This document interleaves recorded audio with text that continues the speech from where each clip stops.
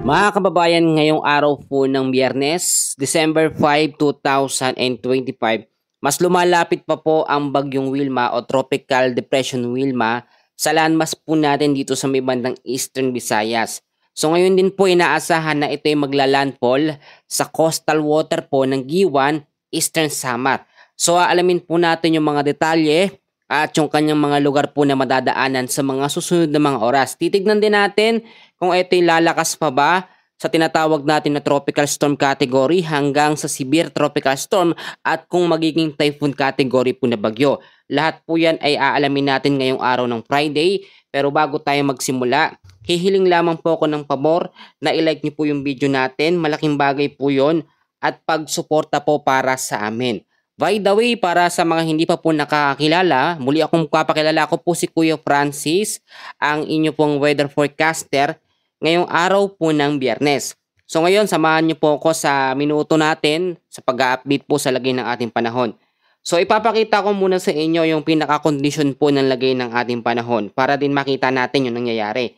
So ito po, kung makikita niyo po sa ating mapa, ang bagyong Wilma po ay unti-unti na pong lumalapit dito po sa may bandang Eastern Samar.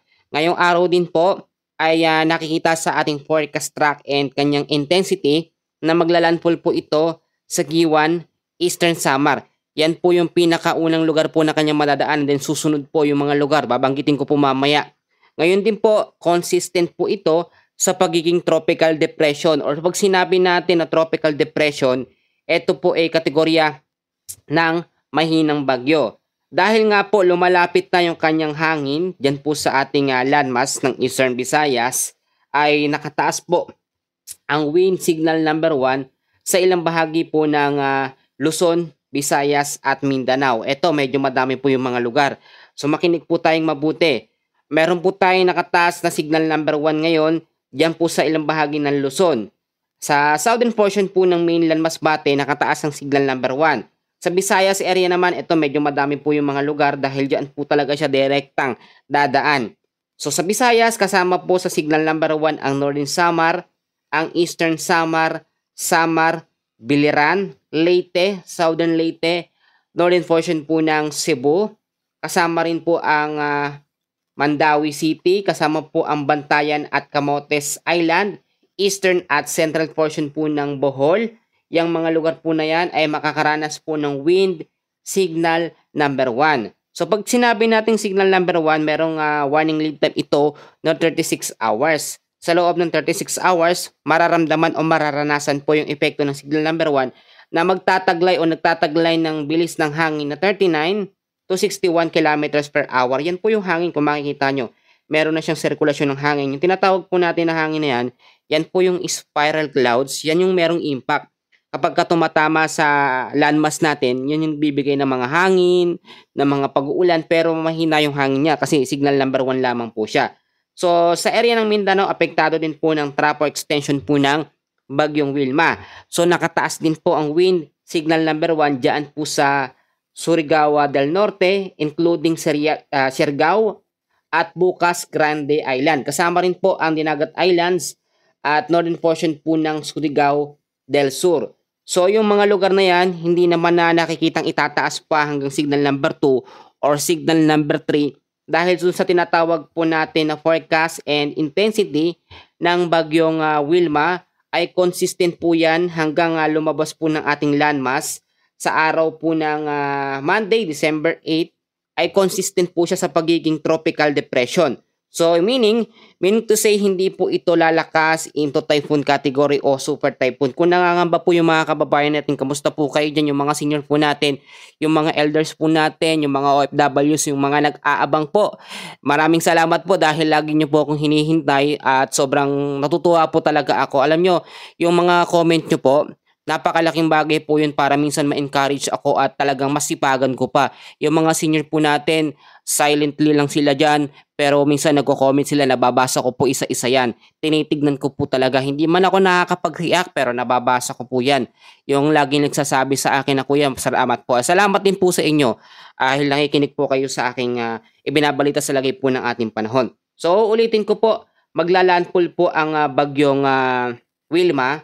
Sa araw pa po, ngayong araw din po, mas taas ng chance mag-landfall ito sa Giwan, Eastern Samar. So ngayon, alamin natin yung mga detalye sa mga lugar po na kanyang mga madadaanan sa mga susunod po na mga oras. So madaling araw po ng ngayong araw din po, no, ay 300 kilometers east of Borongan City, Eastern Samar po ang kanyang magiging lokasyon. Tulad na aking sinabi, unti-unti na maglalandfall dito po sa Giwan, Eastern Samar na mayroong lokasyon na 105 kilometers. So, yan po ang nakikita natin sa forecast na unang madadaanan ng bagyong Wilma. Yung susunod naman na madadaanan niya, pagdating naman po ng Sabado po ng madaling araw, nasa coastal water pa rin siya ng Giwan, Eastern Samar. Medyo magtatagal po siya sa Giwan, Eastern Samar at yung mga lugar po na yan ay makakaranas po ng malawakang mga pag-uulan. Though hindi naman nakikitaan o nagkakaroon tayo ng panakot nito o pangamba sa life-threatening na kondisyon dahil sa bagyong ito. Mahina lang kasi siya, signal number 1. Pero ang maidudulot naman yan ay yung mga tuloy-tuloy at consistent po na mga pag-uulan. Pero wala pong kasamang mga malalakas po na mga hangin. So eto po, no, pagdating po ng Sabado ng alas 2 ng hapon, nasa vicinity naman po ito ng Javier Leyte. At ganyan din po, pagdating po ng Linggo, alas 2 ng madaling araw, nasa coastal water po ito, mga kaibigan, ng Calatrava, Negros Occidental. At may nagtatanong kailan ba lalabas ng ating Philippine Area of Responsibility ang bagyong Wilma. Nakikita sa forecast natin na lalabas pa ito ng Philippine Area of Responsibility pagdating pa po ng December 10, no? December 9 hanggang December 10, Tuesday or Wednesday po by next week. So yun yung chance. Pero hindi siya nakikitaan na lalakas po into tropical storm, severe tropical storm sa ating forecast sa ngayon. Pero lagi ko po sinasabi, nagbabago yung forecast. Kaya nga po mahalaga na lagi po tayo nakaantabay sa lagay po ng ating panahon. Lalo na po sa mga ina-update ko. Kasi time to time nagbabago po talaga yan. Basta pag nakita nyo po nag-update ako ng pangalawang update natin, may mga matindi at malawakang pong pagbabago. So ngayon, eto pong bagyong Wilma, sa ngayon, ulitin ko para po sa mga hindi nakapakinig kanina, hindi po ito magiging typhoon or super typhoon category, which is yan po ay dapat nating ipagpasalamat sa Diyos. Bagamat meron tayong bagyong Wilma, meron pang ibang weather system na nagpapaulan po sa ilang bahagi ng ating bansa. Meron tayong tinatawag po ngayon na heavy rainfall warning o yung dami ng mga pag-ulan na nararanasan o mararanasan ngayong araw po ng Biyernes, December 5. So tara, alamin po natin at i-explain ko po sa inyo. Pwede nyo pong tandaan yung mga lugar. Kung taga dyan po kayo, mag-ingat po, magdala ng payong jacket, kapote. At kung hindi naman, kung sa mga kakilala nyo naman, pwede nating ibalita sa kanila. So ito po, meron tayong heavy rainfall warning muna. Unahin natin dahil sa bagyong Wilma. Ito po, no, ngayong hapon po ay asahan po natin ang 100 to 200 mm sa dami ng pag-uulan. Yan po sa may Northern Samar, sa may Eastern Samar, sa may Samar, Biliran, yung mga lugar po na yan. 100 to 200 mm sa dami ng pag-uulan. Meron din tayong ina-expect na 50 to 100 mm sa dami ng pag-uulan sa may Leyte, Southern Leyte, Cebu, sa may Bohol, Negros Oriental, Negros Occidental, Siquijor, Surigao del Norte, Dinagat Islands, Agusan del Norte, Misamis Oriental, at Camiguin. So pagdating naman po mga kaibigan ko ng Sabado ng hapon hanggang sa Linggo po ng hapon, meron tayong 100 to 200 mm sa dami ng ulan na aasahan pa rin. Diyan po sa may Northern Samar, sa may Eastern Samar, Samar, Biliran, at sa may Leyte. Ngayon din, 50 to 100 mm sa dami ng pag-uulan sa may Southern Leyte pa rin, no? Cebu, Bohol, Negros Oriental, Negros Occidental, sa may Aklan, Capiz, Iloilo, Antique, Guimaras, Surigao del Norte at Dinagat Islands. So halos sunod-sunod dyan na talagang makakaranas tayo ng mga pag-uulan. So alam ko naman yung mga kababayan natin na abisuhan ko na nung maganda yung panahon ng mga nakarang araw, nakapaglaban na, nakapag-asikaso na, nakapag-check na ng mga bahay. Lagi ko po pinapaalala yan sa update ko at hopefully nakatulong po ako sa sitwasyon na yon. So ito po, by Saturday pa rin po ng hapon hanggang sa Sunday ng hapon, meron pa rin tayong ina-expect po dito, nakita sa forecast, na 100 to 200 mm sa dami ng pag-uulan sa may Aklan at sa may Capiz.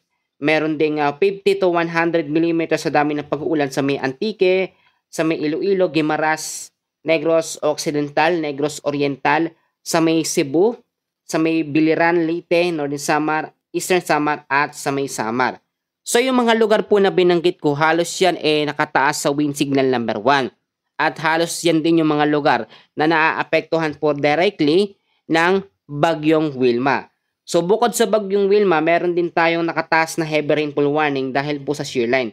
So ito po yung shear line, kung makikita nyo po yung kulay asul na yan, na may parang pula at dilaw, yan po yung shear line. So yung salubungan ng malamig at mainit po na hangin. So ngayong hapon po, meron tayong 100 to 200 mm sa dami ng pag-uulan na aasahan po dyan sa may Catanduanes, sa may Albay at sa may Sorsogon. 50 to 100 mm naman na dami ng pag-ulan sa may Camarines Sur at sa may Masbate. Ito po Saturday po ng hapon, ngayong araw din po yan.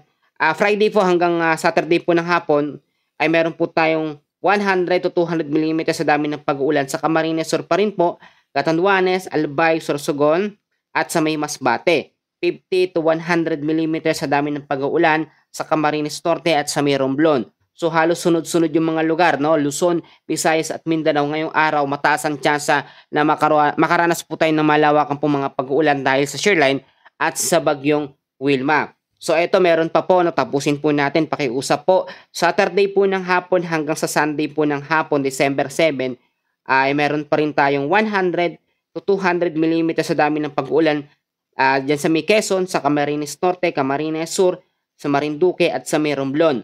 Bahagya namang hihina ng 50 to 100 mm sa dami ng pag-uulan sa may Laguna, Oriental Mindoro, Occidental Mindoro, Catanduanes, Albay, Sorsogon at Masbate. Halos lahat ng mga lugar na din na sinabi ko na yan ay apektado ng wind signal number 1 at natatamaan at naaapektuhan ng trap or extension po ng hangin ng Bagyong Wilma. Kahit nakikita natin ito as tropical depression or mahinang bagyo, hindi po natin ito pwedeng baliwalain. Yung iba kasi ang sinasabi, kuya, napakahina naman ng bagyo, mahina lang yan. Tropical depression, dumanas nga tayo ng super typhoon, typhoon category. Yan po ang nire-reason out ng ibang mga kababayan natin, no? Kaya hindi sila masyadong nangangamba. Pero lagi ko po sinasabi, hindi naman tayo dapat talaga mangamba. Bagkus kinakailangan lamang natin maging handa at maging alerto sa mga posibilidad po na pwedeng mangyari. Kasi eto pong Bagyong Wilma, kapag sinabayan niya ng epekto ng shear line, nagsabay ang dalawa na yan, malakas po ang magiging epekto. Papansin niyo po ba, etong hangin po na umiihip na yan sa may bandang Hilaga. Kahapon, nakita naman natin ang lakas ng hangin talaga, pero walang kasamang mga pag-ulan. So yun na rin yung indikasyon na nagkakaroon na tayo ng movement or mas lumalakas ng epekto ng amihan or northeast monsoon dyan po sa may Hilaga po ng Luzon. So, ang northeast monsoon ay nakakapekto silang bahagi ng Batanes, merong mga light rains na maaasahan dyan. At yung mga lugar po na binanggit ko, uulitin ko, masyado pong madami yan. Sa may Luzon, Visayas at Mindanao, kinakailangan po maging handa sa banta ng mga posibleng pagbabaha sa mababang lugar at landslide po sa mga landslide prone area. Ngayon, balikan natin ito nga pong Bagyong Wilma. Marami kasi nakakita na ito ay pwedeng magbago ang direksyon o yung tinatawag natin na pag-recurve. Sa ngayon ay mas lumiit yung tsansa na ito yung mag-recurve pataas papuntang North Luzon dahil nga po merong malakas na pressure dito ng hangin na tumutulak sa kanya pababa kasabay pa ng ikot o sirkulasyon ng hangin ng Bagyong Wilma. So ang tendency o ang tsansa nito, ang Bagyong Wilma ay mas bumaba pa dito po sa may silangan po ng Mindanao. Imbes na maapektuhan ng direkta ito nga pong Eastern Visayas, doon sa forecast natin, pwedeng magbago yan or mas bumaba dyan po sa may silangan po ng Mindanao. Marami nagsasabi, napakabihira lang daw talaga madaanan ng bagyo direkta ang area po ng Mindanao, silangan Mindanao. Madalas daw yung trap or extension lamang po ng hangin na nakakaapekto dyan. Pero nakita naman natin ngayon, dahil po sa iba't ibang mga weather system at paglakas ng high pressure ng hangin na itutulak yan pababa. So, safe naman at hindi naman masyadong makakaapekto itong Bagyong Wilma. Signal number 1, tropical depression, hindi yan life-threatening po na bagyo or lakas po ng bagyo. Pero sabi ko sa inyo, yung mga low-lying areas na laging binabaha, kailangan maging alerto at maging handa. Ito po yung mga paalala ko, isasabay ko na dito. Unang-una, lagi po kayong mag-antabay sa aking weather update. Ako po tuwing madaling araw nag-a-update para po yung mga gumigising na maaga, yung mga mamis natin, yung mga OFWs natin na may mga nanonood po kasi sa akin, no, sa iba't ibang bahagi ng ating bansa. Iba-iba yung mga oras. Nako, lubos-lubos po ang pasasalamat ko talaga sa inyo dahil ako po yung pinipili niyong pakinggan. Yung mga nasa Saudi, nasa Amerika, yung mga pumapasok po sa trabaho, yung iba daw nakikinig pa sa opisina. Naku po, sobra po talaga ako natutuwa at sabi ko wala akong mapaglagyan ng saya ko at pasasalamat po sa inyong lahat. Hindi ko man kayo ma-mention lahat pero alam niyo po kung sino na po kayo. Lahat po kayo pinapasalamatan ko. So lagi po kayo mag-antabay sa aking update. Yung pangalawang paalala ko po, napaka-importante po. Ito lagi ko sinasabi, no, ang bagyong Wilma halos kaparehas po ng bagyong Berbena. Yung bagyong Berbena, Eastern Visayas din po ang kanyang naging direction or dinaanan. At nung naglandfall po siya, dyan po sa area ng Eastern Visayas bilang isang ganap na tropical depression. Pero nakita natin yung naging epekto ng Berbena, malakas talaga, halos baha talaga, no? Diyan sa bahagi po ng Visayas area, naapektuhan din ng Luzon, ilang bahagi ng Mindanao. Halos ganun din kasi, no, naging kampante yung mga kababayan natin dahil mahina yung bagyong Berbena, tropical depression. So eto na naman. So ngayon huwag po tayong maging kampante. May ilang oras pa naman bago ito mag-landfall sa Giwan Eastern Samar. Kaya naman yung mga lugar na madadaanan nito, binanggit ko po kanina, pwede nyo pong balikan, ay kailangan linisin po yung kapaligiran. Yung mga plastic basura, lalo na po dito sa Luzon, sa Metro Manila, no, hindi lamang po trap or extension ng hangin ng bagyong Wilma ang makakaapekto dyan bagkus meron pa yung shear line. Ayan, nakikita nyo naman, malalo pang lumalawak ang epekto ng shear line. Kaya ngayong araw, mataas po ang tsansa ng malawakang mga pag-uulan, lalo na po dyan sa Luzon, Visayas at Mindanao dahil sa bagyong Wilma at sa iba't ibang weather system na nakakaapekto po sa ating bansa. Yung pangatlong lagi ko pong ipinapaalala sa inyo na dapat po i-double check natin yung ating mga bubong, yung mga bahay natin. Mamaya kasi, no, may nami-miss out tayo ng mga lugar na mamaya may butas, tumutulo. Ang hirap po kasi kapag malakas ang pag-ulan o tuloy-tuloy ang mga pag-ulan, wala na tayong chance para mag-asikaso pa. So lagi ko pong sinasabi na dapat i-double check natin yung mga light materials, yung mga dingding natin, yung mga poste, i-double check po mabuti, mamaya hindi maayos ang pagkakapako o hindi walang tibay. Kahit sabihin natin ang signal number 1 lamang ang kategory nitong bagyong Wilma na merong lakas o bilis ng hangin na 39 to 61 kilometers per hour, ay hindi pa rin natin ito pwedeng baliwalain.